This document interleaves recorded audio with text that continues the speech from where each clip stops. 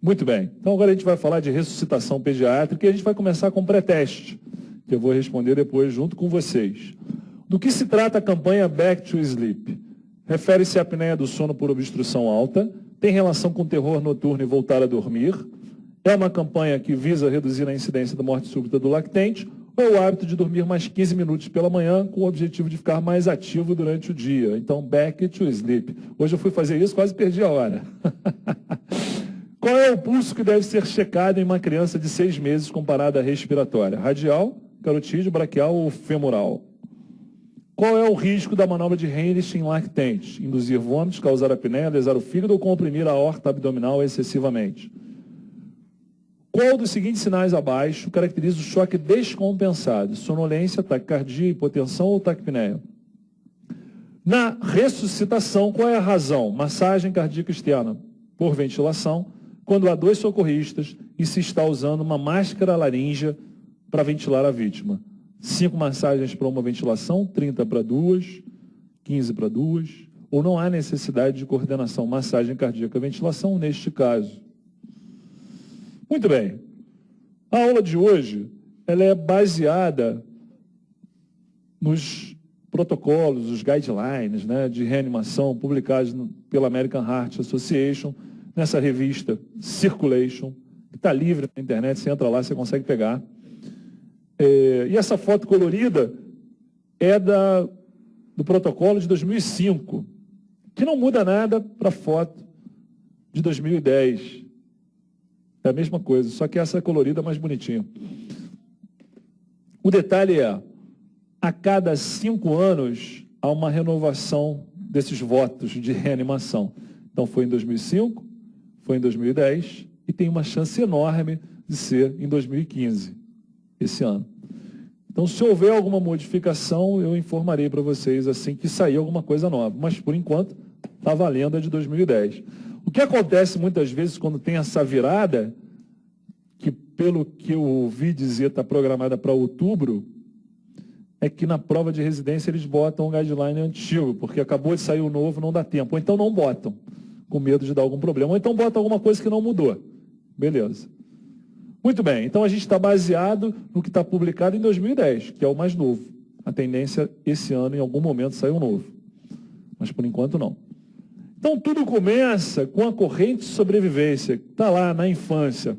Prevenir os acidentes, né? Um garotinho lá de cinto, né? A reanimação no suporte básico de vida, depois chamar ajuda, depois o atendimento mais intensivo. Ó, não mudou nada. Prevenir, tratar, chamar ajuda, chega a ambulância, TI móvel, com desfibrilador externo e tal, um suporte mais avançado. Então, os 3 elementos na cadeia da reanimação, a prevenção, a ressuscitação básica e depois chamar ajuda, socorro, 193, bombeiro, assim a gente faz o suporte básico. Tenta prevenir, quando não dá, atua e chama ajuda. Na prevenção, o ideal é que a gente previna os acidentes, né, na infância, que são muitos, né? Começando pelos acidentes de carro, há normas para transporte de criança em carro. Hoje em dia, cada vez mais seguidas, né? Antigamente, me lembro quando era criança, todo mundo solto lá no carro e tudo bem. Hoje em dia, não. Tem a cadeirinha, né? Até 1 ano de idade, a cadeirinha é voltada para trás, porque a cabeça do lactente em relação ao tamanho do corpo é muito grande. Se a gente comparar a cabeça de um recém-nascido para a cabeça de um adulto, a cabeça de um recém-nascido é 1/4 do corpo, 25% do corpo. Do adulto é 1/8. É a metade em termos proporcionais. Então é aquele cabeção. Se a criança está voltada para frente, quando o carro bate, pela inércia, aquela cabeça ajuda a empurrar a criança lá para frente. Então ela sai que nem um projétil assim pelo carro. Se ela estiver voltada para trás, há um equilíbrio de forças e ela não vai tão para frente. Isso é no primeiro ano de vida. Depois você volta a criança para frente. E aí, as normas não são muito precisas quando você vai aumentando de idade, é um pouco pelo tamanho também.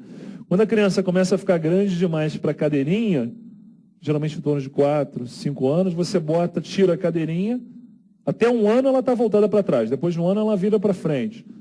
E aí, entre 4 e 5 anos, você bota um banquinho que, na verdade, você tira aquela cadeira e bota só um assento a mais para ela conseguir ficar no cinto. Quando ela fica maior, 7, 8 anos, já bota o cinto direto, mas sempre no banco de trás. Isso é uma recomendação para a criança. Bicicleta, a grande recomendação é usar capacete, coisa que hoje em dia é muito seguida, né? Porque virou uma moda. É bom quando o que é bom vira moda, né? Porque quando eu era adolescente, era impossível usar um capacete sem sofrer um bullying até o final da sua vida, né? E até hoje no meu Facebook. O Vinícius usava capacete quando andava de bicicleta. Não dava. Então ninguém usava. Era impossível um adolescente botar um capacete para andar de bicicleta. Hoje em dia é maneiro, é a norma. Todo mundo gosta. O certo é usar. Então tem aqueles estilizados. Então todo mundo usa, protege a cabeça. O grande problema com bicicleta é queda e traumatismo craniano. Queimadura. Como evitar queimadura? Geralmente queimadura é em casa. Em que lugar? Na cozinha.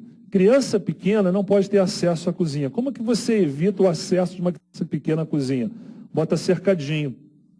Se ela não for o Superman, não souber pular, está resolvido. Criança pequena não vai na cozinha. Tem que ter um cercadinho ali na porta, já te ajuda. Afogamento. Panela com cabo voltado para dentro, tem essas recomendações também. Afogamento, também é mais fácil a criança se afogar em casa, na piscina que tem em casa, do que na praia, no mar. Porque na praia, no mar, a gente está ligado. Em casa, na piscina, está todo mundo conversando e tem uma piscina lá. Daqui a pouco a criança mergulha. Mergulha e não volta. Então, é muito perigoso ter uma criança em casa e não tendo piscina, né? Tem piscina em casa? Parabéns. Mas tem que botar um cercadinho. Ela tem que ser impossível a criança entrar na piscina sem um adulto presente. Ela não pode ter acesso à piscina com facilidade. Tem que ter cercadinho. Senão dá problema. E criança tem atração por fazer merda. Se aquilo for o errado, é aquilo que ela vai fazer. Não tem jeito. Então, você tem que estar sempre atento. E a arma de fogo, para não ter acidente com arma de fogo, eu tenho uma dica. Não tenha arma de fogo, aí não vai ter risco. Mas se você tiver, você acha que vale a pena, tem que ser em um local inalcançável por criança. De fato, inalcançável. Volta e meia a gente lê na internet, com tristeza, adolescentes que estavam brincando com a arma do pai e alguém deu um tiro e matou um ao outro lá. Então, isso é bem ruim. E a gente tem ainda na prevenção, a prevenção da síndrome da morte súbita do lactente. Quais são os fatores de risco? Dormir em posição prona, que é dormir de barriga para baixo, travesseiro muito grande e fumante em casa. Então, o ideal é que a criança nem tenha travesseiro, nem tenha aqueles penduricalhos no berço e durma sempre de barriga para cima. Sempre, em posição supina. Então, em 92, os americanos lançaram a campanha Back to Sleep, que é dormir sobre as costas, de barriga para cima. Isso mostrou uma redução de 40% da mortalidade da síndrome de morte súbita do lactente. E essa é uma foto do New England, mostrando o seguinte: se você pegar um recém-nascido e botar ele de bruços, ele naturalmente vai levantar um pouquinho a cabeça e virar para o lado. Embora ele não tenha sustentação prolongada, ele consegue levantar a cabeça e virar para o lado. Ele consegue fazer isso, levanta e vira para o lado. Só que às vezes, muito raramente, ele não consegue. E aí ele também não vira para o lado da cabeça. E ele fica respirando aquele ar que ele está exalando e está reinspirando, está inspirando de novo.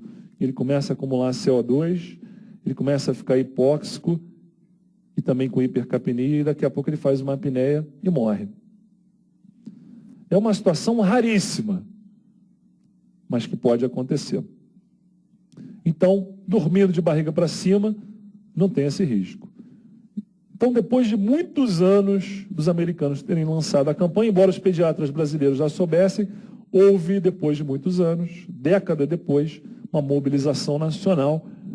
E aí, a Unicef, o Ministério da Saúde, todos juntos, publicaram esses encartes que tinham em qualquer lugar, estilado para cima. Bacana. O pessoal usava a camisa, aí a campanha pegou. E aí uma dúvida que às vezes as pessoas têm é assim: mas o meu filho tem um refluxo grave. O refluxo é melhor dormir de barriga para baixo? É. Só que entre um refluxo e uma morte súbita, eu prefiro o refluxo. Então, durma de barriga para cima. Outra dúvida. O meu filho já tem 8 meses de idade, eu boto ele de barriga para cima, como é recomendado. Só que ele vira. Aí eu tenho que ficar desvirando ele o tempo todo? Não, porque ele próprio sabe virar e desvirar, tudo bem. Mas você faz a tua parte, bota ele de barriga para cima. Outra dúvida. Posso botar de lado? Não, porque ele pode cair e ficar de barriga para baixo. Então é completamente barriga para cima. E a criança costuma dormir assim. Ok. No suporte básico de vida, a gente divide os grupos etários em lactente até 1 ano e criança, quando eu falo criança, é acima de 1 ano. Então, como é que a gente trabalha no suporte básico de vida? Você está em casa, tranquilo, todo mundo sabe que você é médico ou que é estudante, mas para o seu vizinho é um equivalente.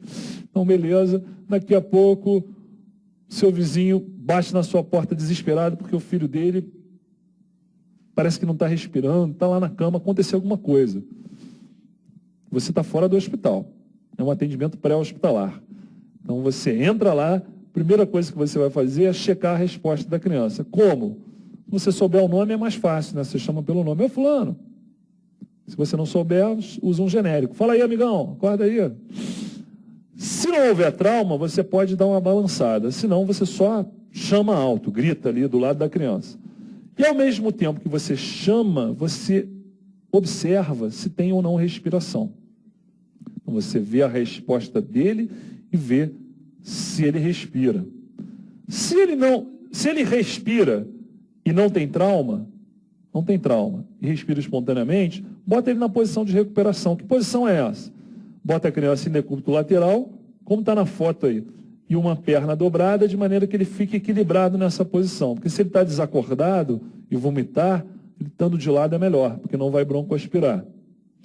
Mas digamos que na checagem da resposta, não houve resposta nenhuma ao seu chamado e a criança não respira. Então eu tenho que começar o ABC da reanimação e contactar socorro.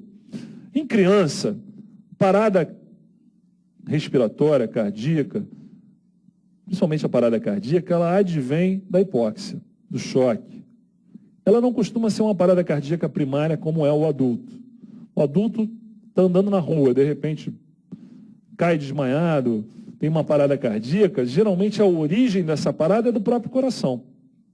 Na criança não, uma parada geralmente é consequência de hipóxia prolongada ou de um choque prolongado.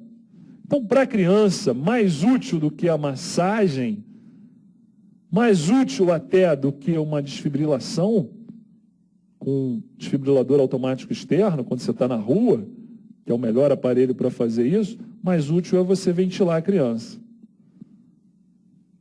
Para que eu chamo ajuda? Porque é muito bom numa situação dessa ter alguém para me ajudar, mas quando a gente fala chamar ajuda, isso pode ser colocado com um símbolo igual a ter material, ter um desfibrilador externo. Para a criança, isso é menos importante do que eu atuar com ela. Então eu atuo primeiro e depois de 2 minutos ou 5 ciclos de reanimação, ventilação, massagem, eu chamo ajuda, entendendo chamar ajuda como pegar e ligar para o bombeiro, por exemplo, que vai trazer a sua ambulância de UTI e a gente vai poder trabalhar, vai trazer o desfibrilador externo e a gente vai poder trabalhar. Em adulto, tem que chamar ajuda imediatamente, porque há uma grande chance de ser necessária a desfibrilação. Então, em adulto, chama ajuda logo. Em criança, começa a reanimação e contacta socorro. Beleza. Isso sempre foi assim. E é lógico que eu estou falando essa ordem aqui quando eu estou completamente sozinho. Se eu estiver com alguém, alguém começa a atuar e o outro liga. Aí é fácil. Não tem nem o que pensar, é simultâneo. A ordem é só quando eu estou sozinho. Então eu tenho que decidir o que eu sozinho vou fazer primeiro. Então está lá na recomendação americana, está lá no Circulation, no suporte básico de vida, primeiro atue, depois chame ajuda. Eu sempre ensinei isso na aula, sempre. E aí as pessoas mandavam na área do aluno, me encontravam, falavam, professor, primeiro chama ajuda, depois atua. Eu falo, não, primeiro atua, depois chama ajuda. Até que esse ano, um aluno que estava fazendo PAUS me mostrou a apostila do PAUS, oficial aqui do Brasil.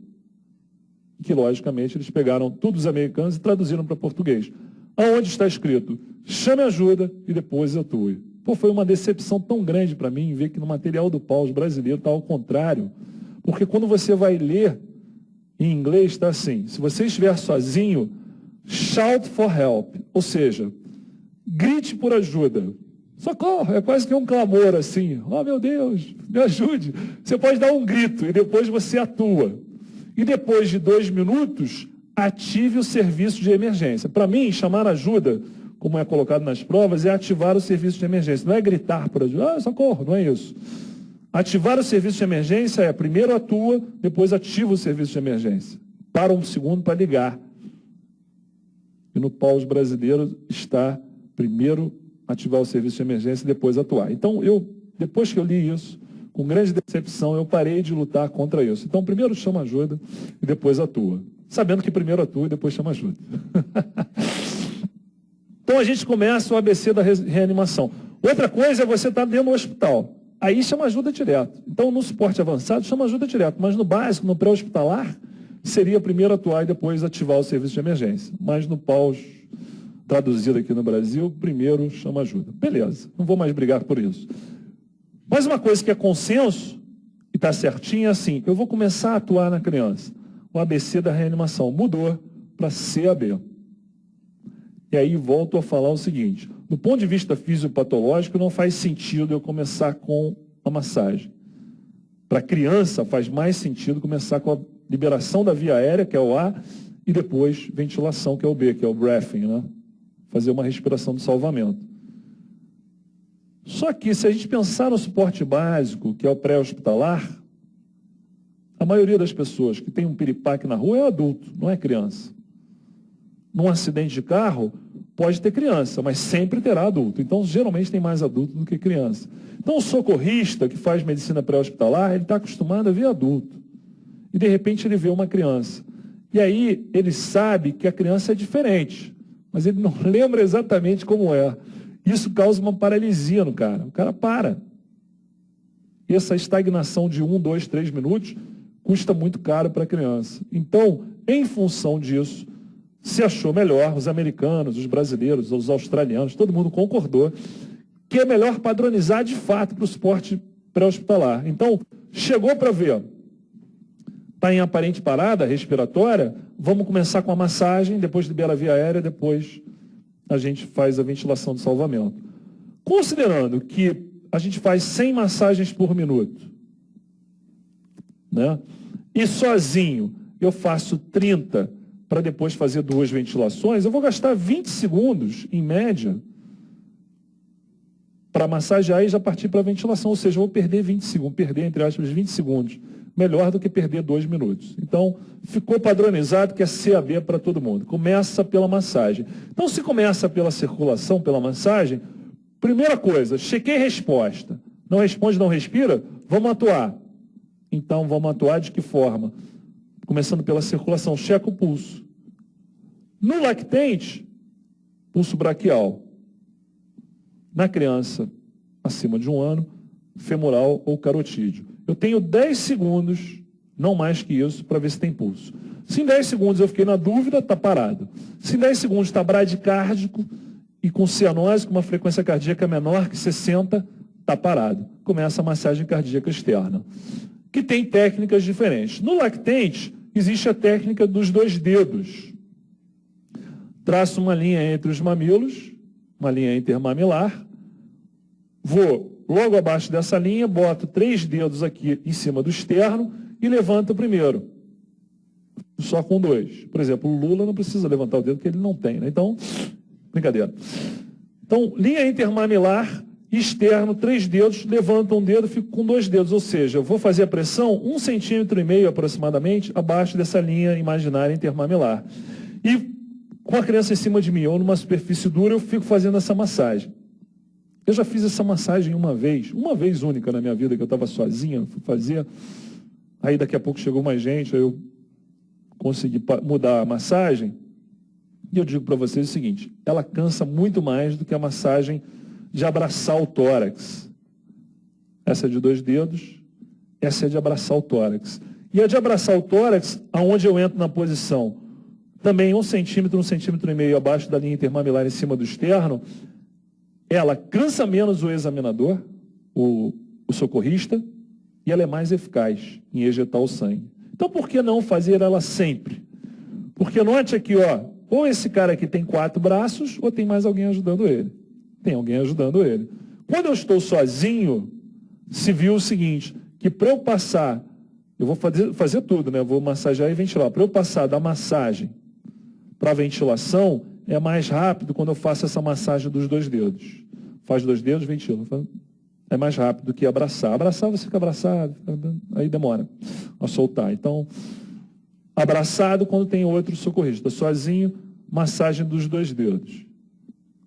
Com mais alguém, abraçando. E na criança, acima de 1 ano, bota o dedo aqui no apêndice tifoide, 2 dedinhos, um braço para cima, a mão para cima, logo acima desses 2 dedos, em cima do externo, braço esticado, só um. A diferença para a massagem do adulto é que você usa os 2 braços, aqui você usa um só, peso do corpo. Geralmente até uns 8 anos você faz assim, mas se a criança for muito grande, às vezes com 6 anos você já está com 2 braços. Se a criança for muito pequena, às vezes com 10 anos você está com um braço só.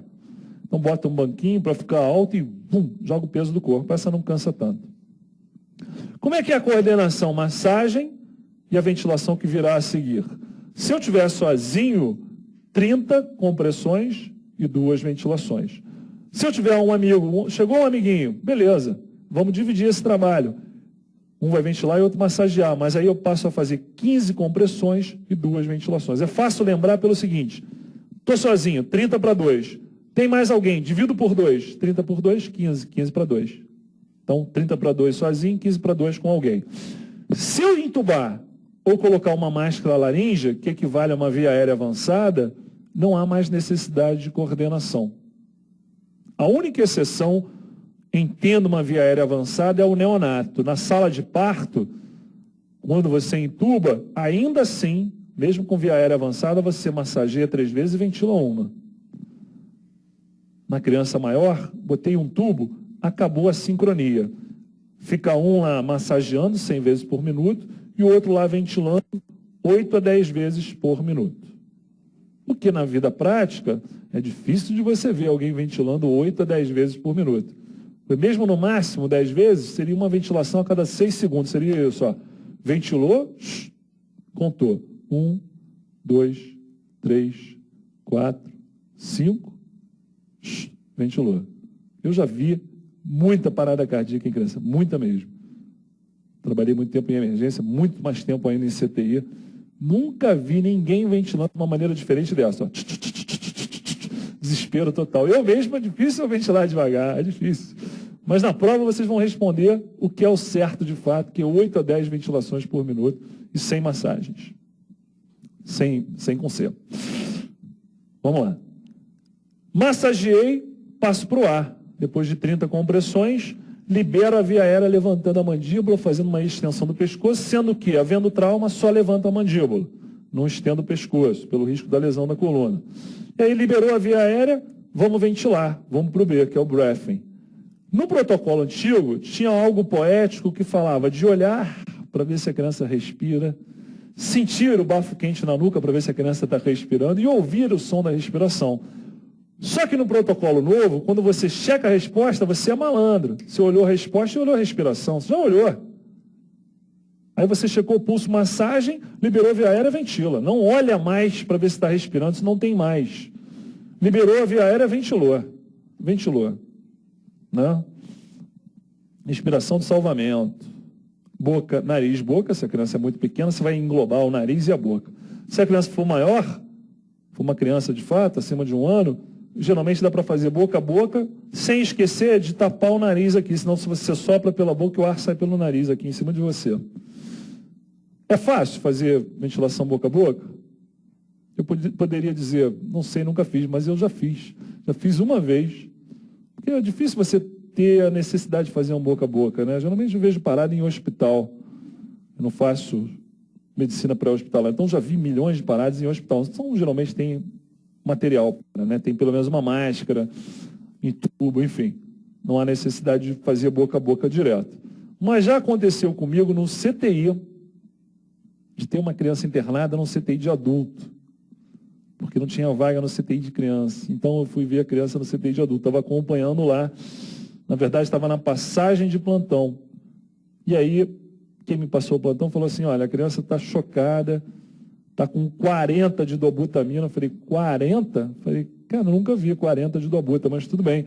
E quais são os parâmetros do respirador? Não, ela não está entubada. Eu falei, não está entubada? Então, beleza.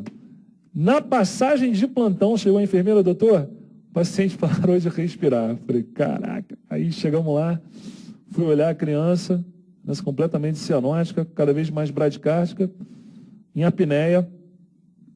Aí eu falei, pô, pega aí rapidinho a máscara. Aí trouxeram uma máscara de adulto, que, pô, não sobrava aqui, não ia dar para ventilar. Porque a bolsa, o ambu muito grande, não tem problema, é só você não usar todo o ar dele. Usa o suficiente para expandir o tórax. Mas a máscara tem que encaixar na criança, não tinha. Falei, então me dá um laringoscópio. Aí trouxeram um laringoscópio. E um tubo. A criança acho que tinha 2 anos. Falei, me dá um tubo 4,5 e um 5. Tinha tubo 8, tubo 9. Falei, pô, assim ficou difícil. Vamos trazer tudo que tem. Aí, pô, correria para o CTI para pegar. E nessa a criança parada. Eu falei, cara, não vai ter jeito, vou ter que ventilar boca a boca. Aí eu lembrava da técnica na teoria. Já tinha treinado em laboratório, no pause, um monte de vezes. Bem, vamos fazer. É mole de fazer. Fechei o nariz, pá, botei boca a boca. Enchi o peito de ar, igual o lobo, né? E soprei. Cara, no que eu soprei, eu vi o tórax da menina assim, pô, expandindo, uma beleza. E eu já tinha lido várias vezes que não há necessidade de fazer muita pressão no sopro. Mas isso é uma coisa na leitura. Outra coisa é na hora, que você está com a criança ali, pô, morrendo na tua frente. Então eu usei toda a pressão que eu podia. Eu fiz... Aí, pum, o tórax da criança fez assim. Eu falei, maravilha. Aí quando fez assim e voltou, cara, como eu fiz muita pressão, cara, voltou e voltou tudo, né? Voltou ar e voltou um vômito na minha boca também. Ah, eu falei, caraca, ninguém me avisou isso. Isso não estava escrito no livro. Pô, eu senti aquele vômito, caramba. Aí eu limpei a boca, aí rapidinho chegou, pô, aí eu ventilei, a gente entubou, pô, a criança voltou. Mas eu ventilei umas 2 ou 3 vezes. Mas na primeira eu joguei pressão demais, cara, a criança vomitou. Coisa horrível. Então dou a dica para vocês, realmente não precisa de muita pressão, porque pode fazer a criança vomitar. Beleza. Seguindo em frente. Outra situação que essa é basicamente pré-hospitalar, essa você não vê em hospital.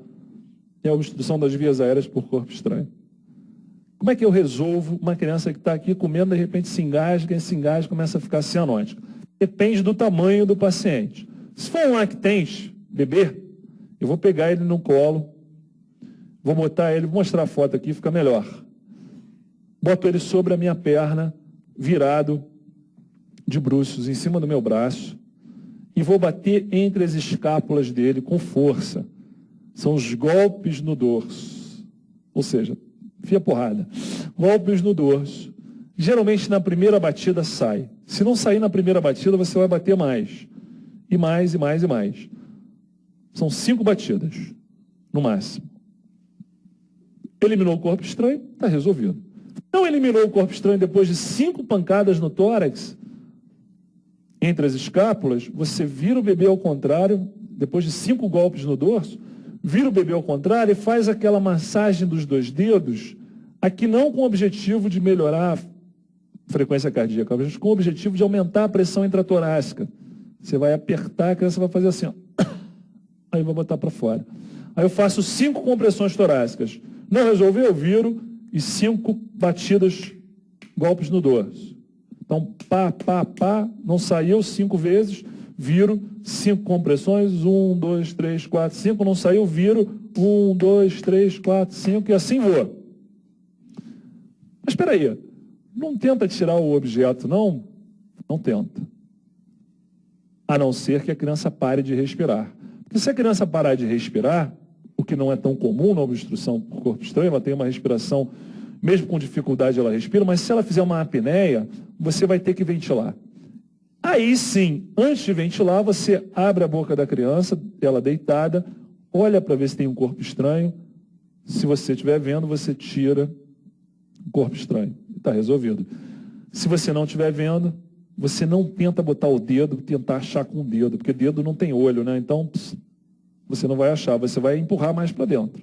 Então, olhei, vi o corpo estranho, tiro. Beleza. Se precisar, ventilo. Às vezes tirou, resolveu. Não vi o corpo estranho, ventilo 2 vezes, boca a boca, e depois eu volto para os golpes no dorso. Mas isso, assim, é o extremo do extremo. Geralmente, lactente com obstrução por corpo estranho, você vai resolver com golpes no dorso. E se não resolver, compressões torácicas. Mas geralmente golpe no dorso resolve. E falo de experiência própria. Já tive uma experiência com a minha filha, que hoje em dia tem 7 anos, quando ela tinha 7 meses, ela entrou naquela fase de começar a comer alimento sólido, e ela foi numa pediatra amiga minha, porque o pediatra não deve ser o pediatra do próprio filho, né? Embora você faça um monte de intervenções, mas é bom que tenha um outro pediatra, pelo menos para pesar, medir, para bater um papo, aquela história, né? Mas muito bem, então ela fazia puericultura com uma amiga minha, que eu super confiava, mas um dia ela foi com a minha esposa, e elas combinaram lá que ela já estava com 7 meses e que já podia comer sólido, biscoitinho. Menino não tinha nem dente. Eu falei, pô, isso não vai dar certo. Mas tudo bem, está liberado pela idade. Aí ela estava sentada com a gente numa tarde bucólica de domingo na Tijuca, lá no Rio de Janeiro, aqueles tiros ao fundo, né, da comunidade. É normal isso no domingo, né, tranquilo. Hoje em dia melhorou, mas esse é pré-UPA, mas tudo bem. UPA não, UPP. Aí estava lá ela sentada no chão, sentadinha. Estava eu sentado na cama, ela no chão, minha esposa no chão com ela, e tinha um casal amigo nosso assim conversando. A gente estava conversando, quando você está conversando muito, às vezes você não presta tanta atenção na criança. Mas eu vi que ela pegou um biscoito de maisena, metade dele, e botou na boca assim e começou a comer. E daqui a pouco eu olhei para ela assim e o biscoito já não estava mais na mão dela. Eu pensei assim, pô, Carolina até que está saindo melhor do que eu esperava, está comendo rápido pra caramba. Eu achei que ela ia ficar 1 hora comendo esse biscoito. Mas, cara, foi eu pensar isso, ela fez assim, ó.